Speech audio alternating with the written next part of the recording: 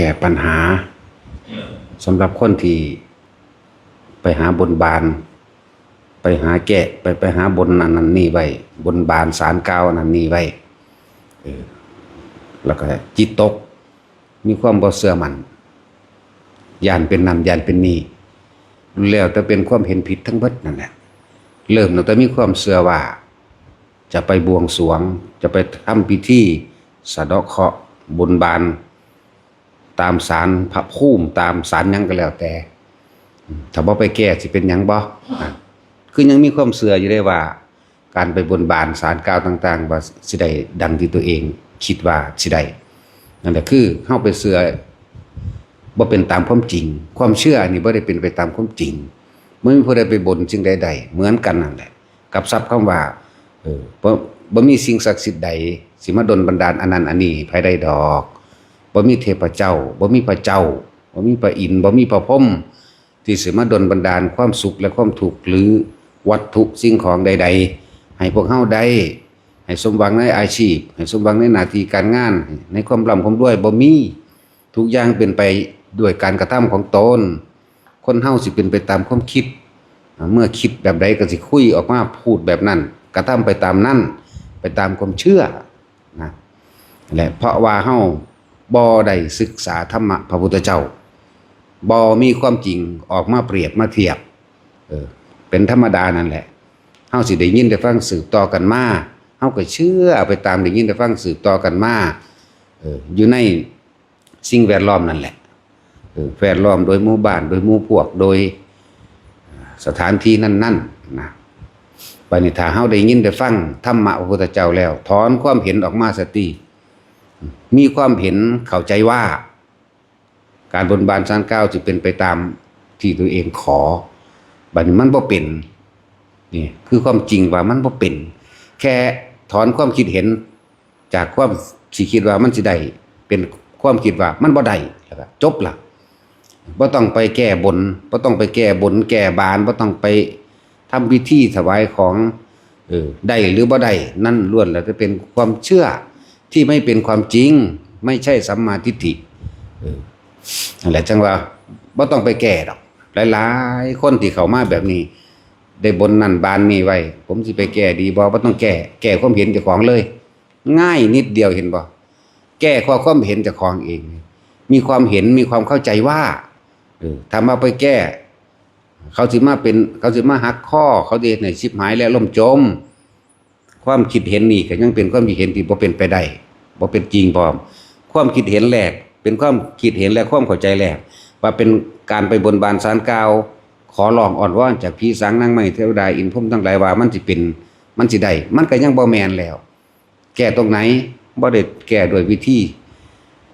กรรมอหย่างเลยบ่ได้ไปแก้ด้วยพิธีกรรมถวายของหรือต้องไปถอนคำพูดที่เคยพูดเลยแก้ความเห็นมีความเห็นว่ามันบ่ได้เศร้าต่อไปจากนี้กูไม่เฮ็ด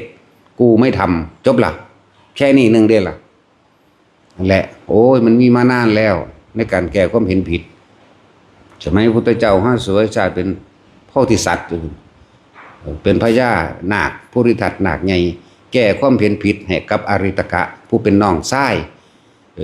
มันยาวกว่านี้นี่เฮาเว้าย่อๆให้เข้าใจในภาษาเฮาแล้วก็ความเป็นอยู่ในปัจจุบันของทุกๆคนเดี๋ยวนี้รวบมาโลดแล้วแก้แค่ความเห็นนั่นแหละบ่มีหยังเป็นจริงดอกอย่างเช่นพวกไสยศาสตร์มนต์ดำถูกของเรียกทรัพย์พวกจังสิหรือว่าเฮ็ดให้คนฮักเฮ็ดให้คนหลงลักษณะนี่มันก็บ่เป็นไปได้เฮาก็อ่านออกไปไกลๆนี่เว้ยเขาสิมาเฮ็ดเอาอีหยังคนทุกข์ๆยากๆหาอยู่หากินไต่กบไต่เขียดปนป่าปนปูกินอยู่หาหน่อไม้เก็บเห็ดกินอยู่นั่นเพราะว่าเฮาไปฟังไปเข้าพบขาสมาคมกับคนบ่รู้ลองเข้าวัดฟังธรรมที่เพิ่นพากันปฏิบัติกรรมฐานเนี่ยติมันสิแก้ได้แก้ความเห็นนั่นแหละบ่ได้แก้เรื่องอื่นมีความเห็นคิดเปรียบเทียบกับเพิ่นแสดงออกมาแล้วโอ้มันแม่นเด็ดน้อนี่ก็แค่นั้นเองแหละถ้ามันเฮ็ดได้จริงน่ะเขาบ่เฮ็ดจรวดบ่เฮ็ดระเบิดบ่เฮ็ดนิวเคลียร์แต่ไสยศาสตร์มันดำมันทำลายกันได้นั่นน่ะ ประเทศนั้นประเทศนี้พิษกันเขาก็เอาคนมีไสยศาสตร์ไปเป่าไปเสกให้มันตายให้มันหมุนตัวนั่นแหละมองไปไกลๆมันบ่เป็นไปได้เฮ็ดให้คนฮักเฮ็ดให้คนหลงล้วนแล้วแต่เป็นความเชื่อความคิดเห็นผิดถือพวกเฮาบ่ได้เห็นความจริงได้ยินได้ฟังสืบต่อกันมาเชื่อเลยบุคคลผู้นั้นเป็นบุคคลที่สมควรเชื่อคือคนเฒ่าคนแก่เชื่อเลยแต่ว่าบ่เป็นความจริงเห็นบ่นี่แล้วการทำสืบต่อกันมาเชื่อเลย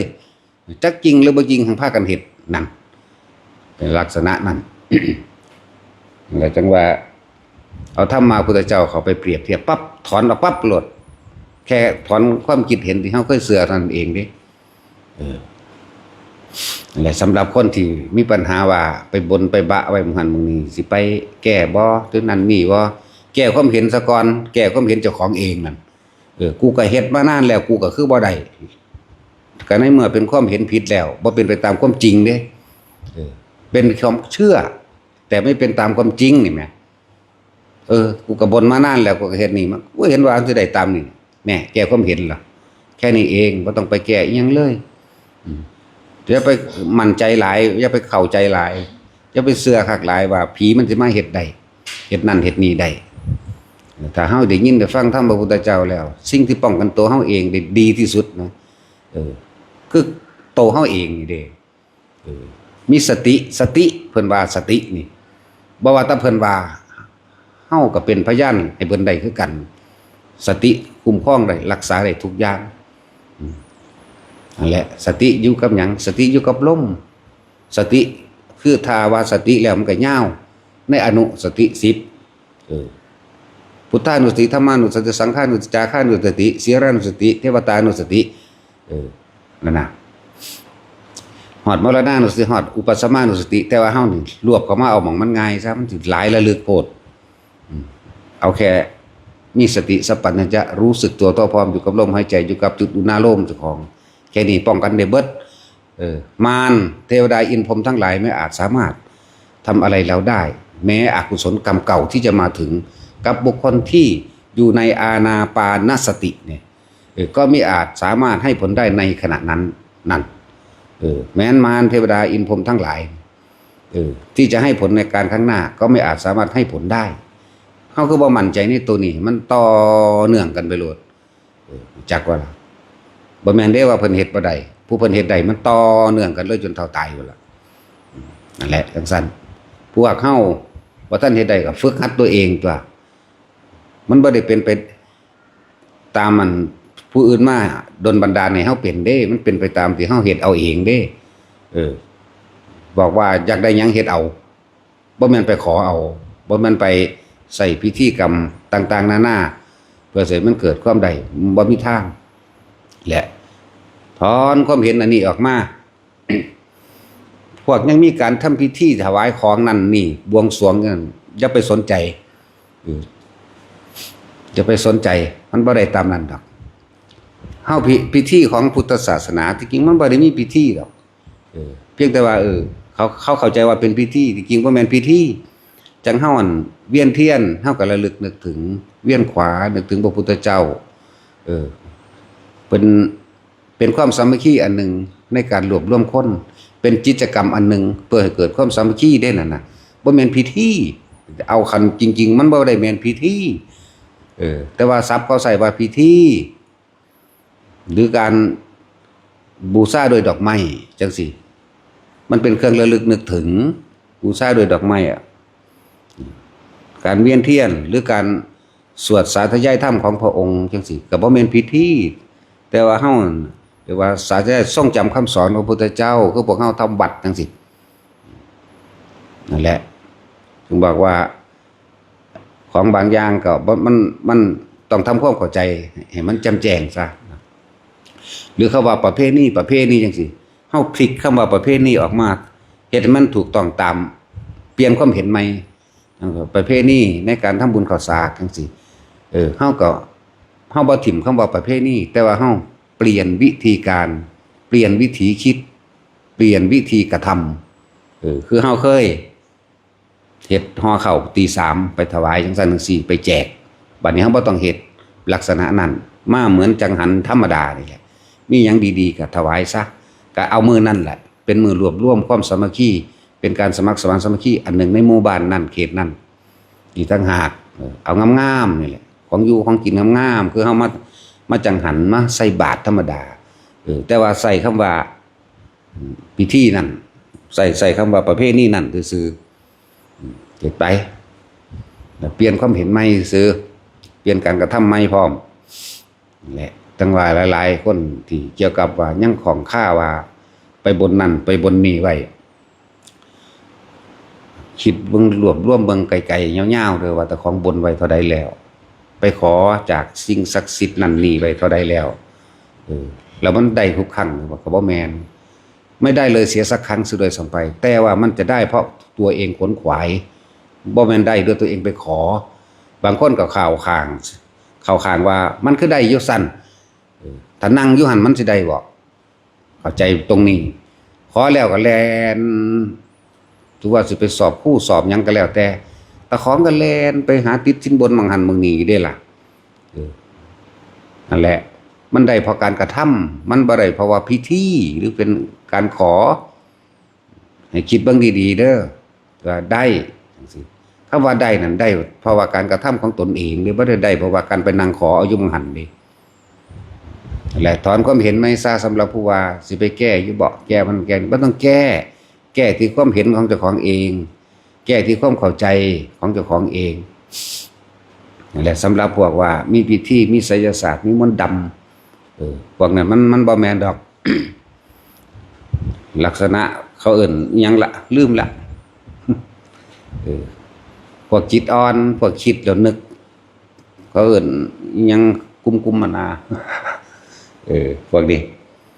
พวกเข้าใจว่าผีเข้าพวกเข้าใจวางสันมันไม่ได้เข้าดอกความคิดเจ้าของที่มันจมลงไปแล้วนึกไปปรุงแต่งไป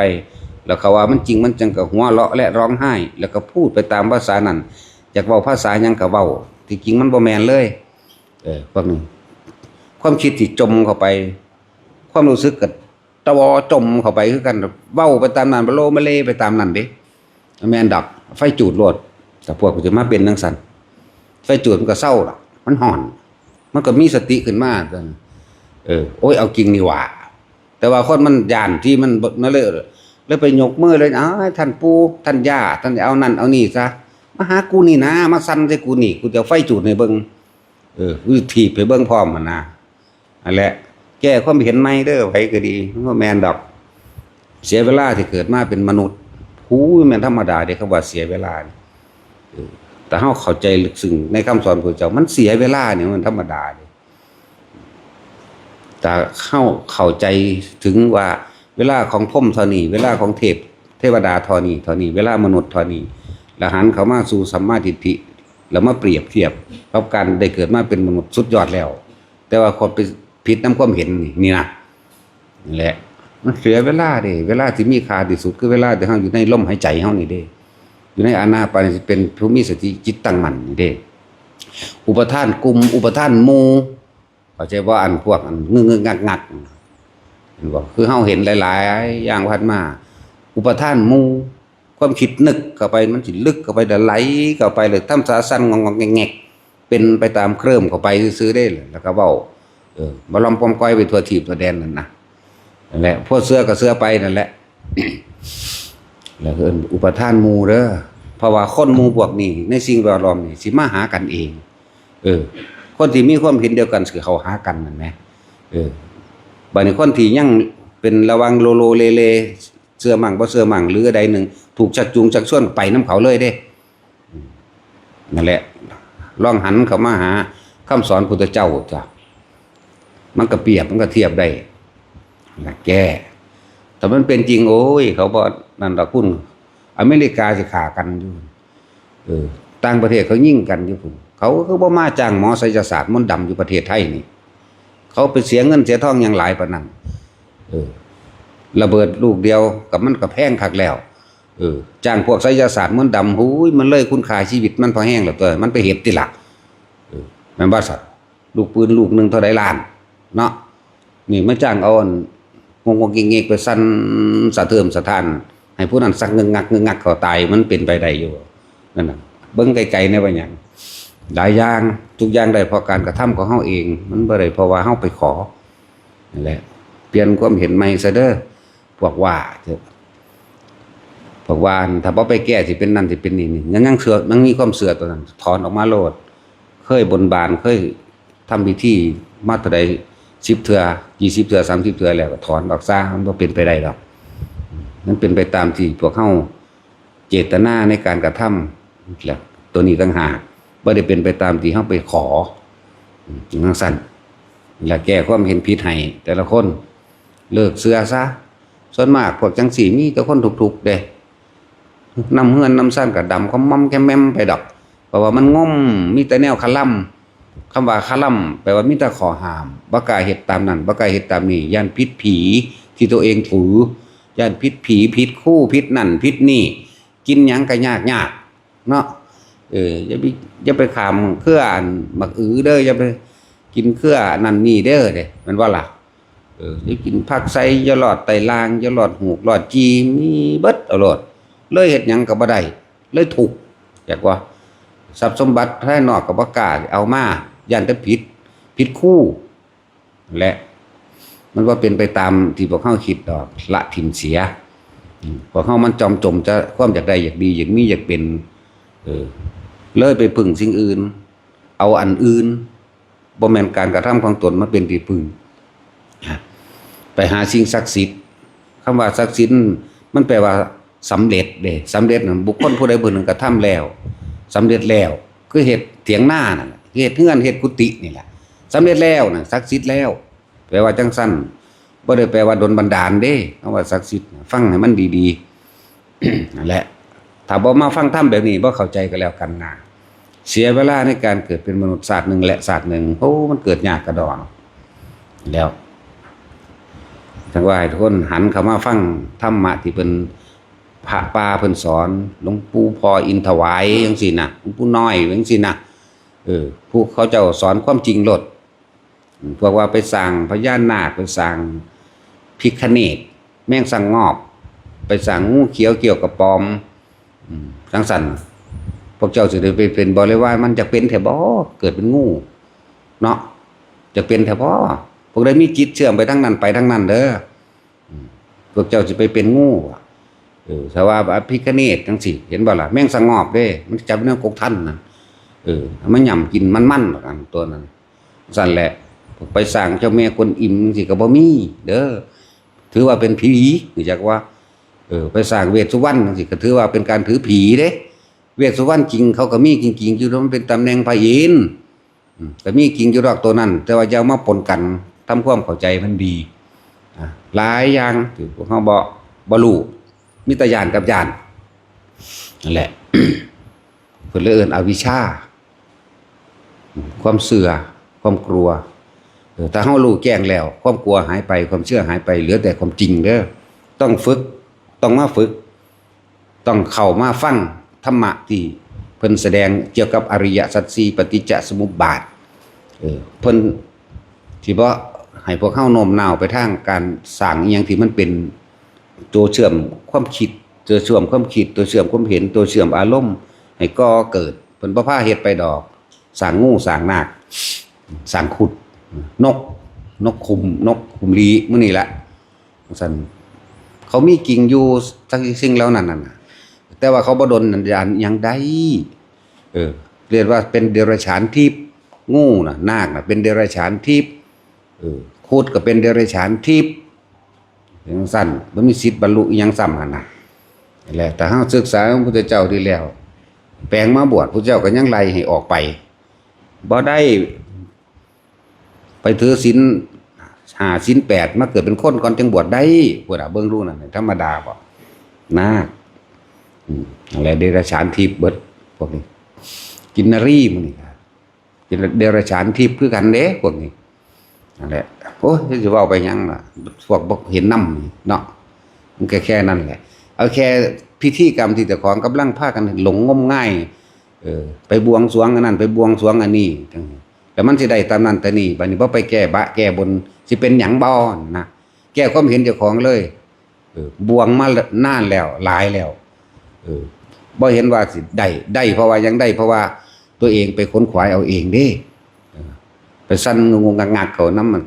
ถูกเทียนควนเขาเมาแล้วกันไปอยู่ก็ไปมองนั่นแหละบ่แม่นได้อยู่หม่องนั่งอยู่นั่นเด้ได้เพราะว่าเจ้าของไปติดต่อการงานหันตรงนี้คือผู้สอบก็ได้เพราะว่าไปสอบจังซี่นะพวกนี้สิสอบครูให้ติดเด้อไปบนบานไว้ติดแล้วสิมาล่ำถวายมึงก็บ่นั่งถ้าเอาอยู่หันมึงไปสอบเฮ็ดหยังแล้วก็จะเรียนหนังสือพร้อมทุกอย่างมันมีเหตุคือมีหนังสือให้เรียนจบปริญญาตรีโทเอกเขารับตามนั้นตามนี้สอบได้ผ่านเกณฑ์เข้าสอบมันบ่ได้แม่นตัวอันนั้นนั่นแหละแก้ให้เห็นง่ายๆบ่ได้แก้ยากและแก้ความเห็นตัวเองตัวนี้น้อมเข้ามาในความเห็นของตัวเองตัวเองสำหรับคนภาวนาบัดนี้แต่ว่าภาวนาแต่ว่ามาทำสมาธิแต่ว่าเฮ็ดให้เกิดความตั้งมั่นจิตตั้งมั่นเป็นจิตเดียวเป็นอารมณ์เดียวเป็นเอกคตาจิตหนึ่งเป็นจิตหนึ่งรู้ลมหายใจเขาออกอยู่กับอาการปิติมาเป็นเครื่องยืนยันว่าเป็นผู้มีจิตหนึ่งทรงชาติว่าไป เนี่ยน้อมเข้ามาเบิ่งเจ้าของส่วนมากมันบ่ค่อยเบิ่งเจ้าของมันสิไปเบิ่งผู้อื่นมันสิไปกำหนดกฎเกณฑ์ว่าอยากให้คนนั้นเป็นอย่างนั้นให้คนนี้เป็นอย่างนี้ให้คนนั้นเป็นอย่างนั้น100 คนอยากให้เป็นแต่ว่าบ่เคยเห็นในความอยากในความรู้สึกของตัวเองเลยคือว่าอยากให้เจ้าของเป็นหยังคืออยากให้ผู้อื่นเป็นนั่นนะแล้วจังว่าผู้ใดสิเข้ามาคุกคีอยู่ในนี้จี้ให้คักๆจี้ให้คักถ้ายังบ่ฮู้อยู่นั่นถ้ายังบ่ฮู้ตัวเองว่าเพิ่นกำลังเว้าเรื่องใดตัวเองสิปรับปรุงเรื่องใดในตัวเองนั่นน่ะน่าเสียดายเด้มันธรรมดาเด้ตัวอย่างคือเฮาเว้า คือเฮาจี้คนนั่นน่ะมึงเป็นหยังคืออยากให้คนนั้นเป็นจังซั่นจังซี่หรือว่าด่าปั๊บมันสิหาคำแก้โตเข้าใจบ่ที่หลวงพ่อบอกว่านั่นเบิ่งดูมันยังเถียงอยู่เป็นหยังคำว่าเถียงของหลวงพ่อคือวางซั่นมันสิไปหาคำแก้โตคำที่มาให้เข้ากับตัวเองอยากให้เพิ่นเข้าใจตัวเองเห็นมั้ยฟังดีๆมาลิหน้าใหญ่มึงฟังดีๆเด้ออีหล่าถ้าจิตตั้งมั่นไม่หวั่นไหวจริงๆอยู่กับลมนี่อยู่กับอาการปิตินี่จะไม่มาหาคำแก้ตัวจะไม่มีเหตุผลเข้าใจบ่ถ้าหยุดเหตุแล้วผลสิบ่มีอารมณ์บ่เกิดจะไม่มีความดิ้นรนในความเขินขวยอายสิบ่อายเข้าใจบ่แล้วไม่ดีใจด้วยแล้วไม่อายด้วยเวลาอีห่ามึงอย่างนั้นอย่างนี้นะคนจะร้อนออกอาการสั่นทรายลุกลิกนั่นเฮาก็ฮู้แล้วว่ามันกำลังคิดหาคำแก้โตหรือเถียงเข้าใจบ่นี่เจ้าอ้วนอุยุเข้าใจไหมนั่นแหละโดนด่าอะไรก็ช่างถ้าอยู่ตรงนี้นะมันเฉยมันนิ่งเข้าใจว่าล่ะโดนด่าหรือโดนยกย่องก็ช่างถ้ายกย่องถ้าดีใจมันจะเป็นอย่างนี้ด้วยอย่างนี้แม่นบ่ล่ะแล้วมันจะพูดอันใดที่เห็นแต่ของก็เห็นว่าดีนะมาอวดอีกนั่นถ้าโดนยกย่องถ้าโดนด่ามันก็สิออกอาการความรู้สึกในตัวเองร้อนๆหัวใจเต้นเร็วๆร้อนๆแล้วก็จะไปสรรหาคำมาแก้ตัวเข้าใจบ่นี่เข้าใจว่าล่ะมะลิมึงเข้าใจไหมโอ้ยอีห่าหน้าใหญ่นี่นั่นแหละที่จริงเขาบ่รู้ว่าเฮาเป็นไผจักว่าล่ะที่หลวงพ่อบอกมาปึ๊บแต่ว่าเฮาออกอาการเองเข้าใจไหมนี่เขาก็เลยรู้ว่าอ๋ออีนี่บอกชื่ออีหน้าใหญ่เวลามันใช้อันแป้งรองพื้นต้องใช้สี TOA กระป๋องใหญ่แบบนั้นน่ะถ้าเรานิ่งไม่สะทกสะท้านบ่มีไผรู้ว่าเราเป็นใครเด้เข้าใจไหมล่ะถ้าพูดให้เนี่ยเงอะงะนั่นแหละความคิดมันไปแล้วเมื่อความคิดไปแล้วความรู้สึกก็ไปตามกันนี่วิธีแก้นิ่งอยู่กับลมหายใจอยู่กับอาการปิติอยู่ที่หน้าผากข้างโลดนิ่งว่ายังไงก็ช่างนั่นแหละเรียกว่าจิตตั้งมั่นไม่หวั่นไหวเข้าใจบ่ละบาดจิตตั้งมั่นไม่หวั่นไหวเป็นแบบนั้นจะไปออกอาการเฉย เนี่ยความรู้สึกนึกคิดพอใจและไม่พอใจเกิดขึ้นมาได้ มันก็เป็นอุเบกขาละตรงนี้มันไม่ได้ละตรงไหนอื่นอีกนะโดนด่าก็เฉยๆไม่เถียงไม่สรรหาคำมาแก้ตัวไม่ออกอาการทางกายนี่บ่ได้ออกอาการทางกายมันนิ่งอยู่ของมันนิ่งเพราะอย่างเพราะมันไม่คิดไม่นึกความรู้สึกจึงเกิดขึ้นไม่ได้ความรู้สึกนี่หมายถึงพอใจกับไม่พอใจแต่นั่นเป็นอุเบกขานี่แหละคำว่าจิตหนึ่งที่เพ่งอยู่ในอารมณ์เป็นหนึ่งเนี่ยให้ทุกคนเข้าใจดีๆเวลาถูกด่าอย่าไปสรรหาคำแก้ตัวอย่าเถียงถ้าเถียงจะออกอาการทันทีนี่แหละคำว่าเถียงของหลวงพ่อก็ดีคำว่าเถียงจะสรรหาคำพูดมาเพื่อให้เพิ่นนั่นเข้าใจตัวเองเนี่ยทำนี่ละเอียดดีแล้วเด้อแต่เป็นของง่ายๆละเอียดแล้วไม่ลึกไม่ตื้นธรรมดาปานกลางแหละคนเมาส่วนมากมันอยู่น้ำกันก็ใส่คำเบาล่ะถากถางเน็บแนมล้วนแล้วแต่ออกจากอัตตาตัวตนหรือความรู้สึกของบุคคลผู้นั้นออกแสดงออกมาเด้อแหละ จังว่าจึงบอกให้ทุกคนพยายามทำให้บ่อยทำให้มากทำให้ชินกับลมหายใจชินกับจุดอุณาโลมหรือทรงฌานเป็นผู้มีจิตหนึ่งเข้ามาจิตหนึ่งเนี่ยมันบ่ไปคิดกับมันอื่นมันบ่เป็นสองเป็นสามเด้หลวงพ่อจะว่าจังไหนก็ช่างบ่ต้องไปวันไหวขนาดหลวงพ่อว่ายังวันไหวภาษายังผู้อื่นเนาะบุคคลที่เราไม่เคารพบุคคลที่เราไม่ยอมมันหังยิ่งกว่านั้นอีกมันจะเอาชนะได้นั่นเข้าใจไหมล่ะมันจะเอาชนะกับบุคคลที่เราไม่เคารพนับถือที่ย่อมเพราะว่าโอ้นี่คืออาจารย์ของฉันแต่ไม่รู้ความใน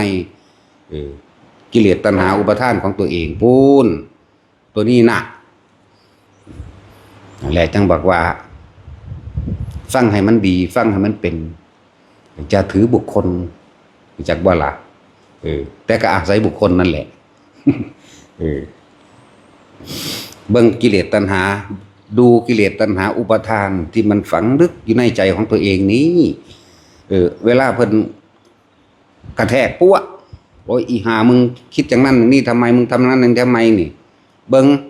ดูความคิดนั่นน่ะวิ่งหา หาคำแก้ตัวเข้าใจว่านี่เถียงแก้ตัวเหตุผลหยุดไม่ต้องมีเหตุผลนิ่งอยู่กับลมอยู่กับอุณาโลมเลยนั่นแหละจิตหนึ่งเพ่งอยู่ในอารมณ์ที่เป็นหนึ่งมันละแล้วพบเกิดขึ้นไม่ได้แต่มันอยู่แค่นั้นน่ะนิ่งกึกเข้ามาทันทีเลยขันจิบเว้านั่นใดกระสร้างด่าก็ตามย่องก็ตามนี่แหละให้เห็นอุปทานแห่งตนให้เห็นความรู้สึกที่เคยเข้าใจป่ะนี่ฉันไม่ผิดหรือฉันถูกเนี่ยจึงบอกว่าทำทั้งหลายนั่นนะมีความเกิดธรรมดามีความตั้งเป็นธรรมดามีความดับเป็นธรรมดาไม่มีผิดไม่มีถูกมีความหมายของเพิ่นไม่มีผิดไม่มีถูกดอกนะลักษณะนี้ฉะนั้นจึงนิ่งเพ่งอยู่ในอารมณ์ที่เป็นหนึ่งเมื่อเป็นหนึ่งอยู่จังสันตลอดไม่ว่าเรื่องใดก็ช่างบัดนี้คำว่าละนี่คือไม่นำเข้ามาคิดไม่ใช่ว่าคิดว่าละฉันละได้ฉันเข้าใจฉันรู้เรื่องไม่ได้แปลว่าอย่างนั้นนั่นเป็นแค่คำพูดเพื่อสื่อความหมายแต่ความจริงไม่คิดไม่นึกความรู้สึกจำเกิดขึ้นได้พบดับไปแค่นี้เข้าใจไหมล่ะพอ